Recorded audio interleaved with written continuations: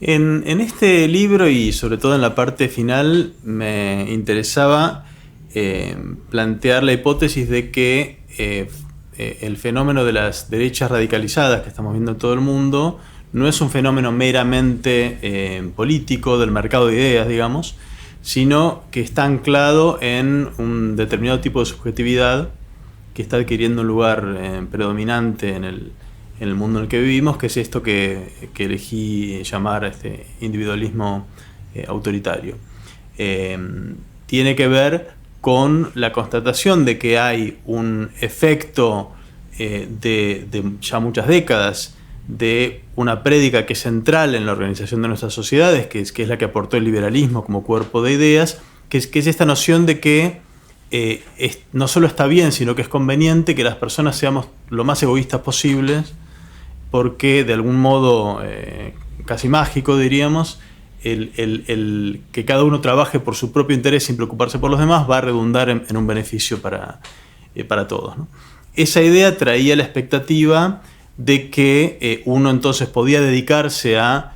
satisfacer sus propios intereses individuales y tenía un espacio social para ello en el cual nadie podía molestarlo, y la percepción de que entonces la política, el Estado sería una especie de amenaza respecto de ese espacio particular, ¿no? Lo que me parece que estamos viendo en la actualidad es que esa fantasía de un espacio individual intocable, un espacio personal para el desarrollo donde uno puede ser rey dentro de ese espacio, esa fantasía se vuelve cada vez más ilusoria. Siempre lo fue, pero cada vez más ilusoria en la medida en que el capitalismo dejó de tener un espacio para expandirse hacia afuera, cada vez presiona más entonces hacia adentro, enraizándose cada vez más, ocupando espacios cada vez mayores de nuestras vidas personales. En ese contexto, el espacio o la fantasía del espacio personal se acaba, estamos cada vez más unos apretados contra otros, para ponerlo en una imagen, y allí es donde aparece digamos, lado B de esa prédica que nos invitaba a imaginar que tenemos un espacio personal, que es la idea de que, bueno, uno no debe molestar al otro en su espacio personal, pero también uno tiene derecho a defender su espacio personal como sea, ¿no? Rifle en mano, para ponerlo en la imagen que gusta a los, sobre todo, estadounidenses, y esa fantasía, digamos, de verse amenazado, o esa sensación de verse amenazado por los derechos y demandas del vecino, ¿no? y la presteza a defender su espacio personal como sea, violentamente, se traduce en terreno de la política en esa otra fantasía que vemos cada vez con mayor frecuencia, que es que aparezca algún personaje que vuelva a poner orden, que vuelva a poner a cada uno en su lugar, y que ponga en su lugar incluso al Estado y la política, ¿no? La fantasía de que venga un líder que incluso pase por encima de la ley, que esté por encima de la ley, a restaurar ese orden en el cual cada uno tiene su espacio personal y puede desarrollar entonces su vida sin que nadie lo moleste. A mí me interesaba, sobre todo, discutir con aquellas visiones que caracterizaban estas derechas radicalizadas como formas de fascismo, formas de populismo, no porque no sean fascistas en el sentido de que sean autoritarias, que lo son, sino porque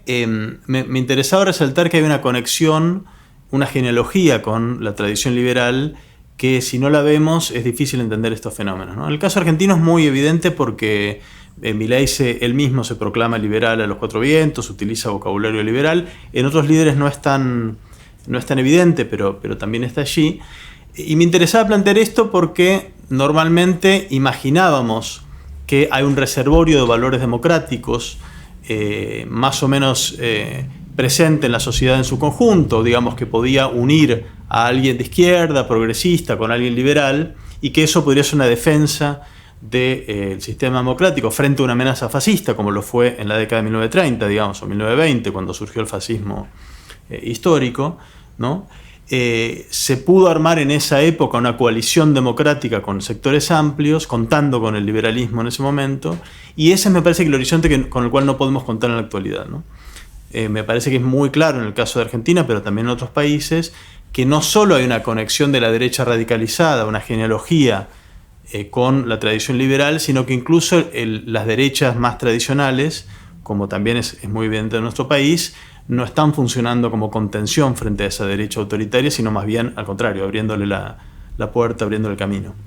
Yo soy de formación historiador y por de formación profesional estoy acostumbrado a pensar en los largos plazos, ¿no? Empezar más allá de las coyunturas. Y hay un recorrido que viene haciendo la ideología liberal, el liberalismo como ideología dominante en las sociedades, por lo menos occidentales, que uno puede ver a largo plazo que conducen en un sentido más visiblemente autoritario. Tenía la sensación, a medida que iba escribiendo estos textos, tenía la sensación de estar en algún punto en ese camino, ¿no? Es decir, con la posibilidad de anticipar que es el desenlace, uno de los desenlaces posibles era hacia un mayor autoritarismo. Y también una cierta comprensión, por haberlo visto en otros contextos y en otras épocas, de cómo funciona la ideología, a veces de manera no transparente, utilizando términos, utilizando vocabularios que pretenden decir algo, pero en verdad están en función de otra cosa. Esto estuvo muy presente en el último tramo del gobierno de Cristina Kirchner, cuando se organizó todo el debate público en términos de una lucha binaria entre populismo y republicanismo, ¿no? Detrás de este discurso republicano, uno podía notar, alguien que tuviese la posibilidad de notarlo, que el tipo de argumentos que se ponían en juego estaban en sintonía con esa visión liberal del mundo. Es decir, que no eran argumentos que pretendidamente defendían las instituciones democráticas, pero eso era más bien una excusa para debilitar o cuestionar la democracia en su conjunto, ¿no? Esto, que no era tan visible en 2015, se fue haciendo bastante más notable hacia el final del gobierno de Mauricio Macri, donde ya hubo una bolsonarización muy, muy evidente del macrismo, y eso permitía anticipar el giro que iba a tomar 4 años después, en el momento actual, cuando directamente pasó al apoyo explícito de Milei y apoyó su candidatura en la segunda vuelta, y hoy está en una especie de cogobierno, ¿no? Si uno decía esto en el 2015, cuando había una fantasía de un macrismo progresista, moderno, obamista, parecía que uno estaba delirando, pero sin embargo, cuando uno lo pone en perspectiva, era uno de los caminos más probables de esa evolución política. Yo fui, digamos, no sé si me hago cargo de la palabra intelectual, pero sí fue un activista antes de incluso estudiar en la universidad. Ya en el secundario escribía, hacía intervenciones políticas y demás, de modo tal que no hubo un momento en el cual yo decidiese pasar a hacer eso, sino que siempre lo hice. En todo caso, pude nutrir las intervenciones públicas con lo que aprendí mientras estudiaba historia, como parte de mi formación profesional, ¿no? Sí hubo un momento, que es una cosa distinta, un momento en el cual decidí meterme en la cloaca que son las redes sociales, que es algo que me generaba y me sigue generando bastante rechazo y que verdaderamente preferiría no hacer, pero tiene eso que ver con la percepción de que la barbarie está a las puertas de la ciudad, y que parte de el combate político inevitablemente pasa también por las redes sociales, porque hay una efectividad que antes podía tener el debate público, digamos, de intelectuales, el debate de ideas, el debate arreglado, ¿no? Hay una efectividad que se ha perdido, que ya no tiene. Hay una voz de autoridad intelectual que antes existía y ya no existe. Y la construcción del sentido del presente, el sentido de realidad, incluso se juega en buena medida también en las redes sociales, ¿no? Así que sí hubo un momento en el cual vencí la cierta resistencia que tenía a ingresar allí y me metí. De hecho, empecé más bien tarde en las redes sociales, ¿no? No es algo que haya hecho desde el comienzo. Yo tuve siempre bastante disociado mi trabajo como historiador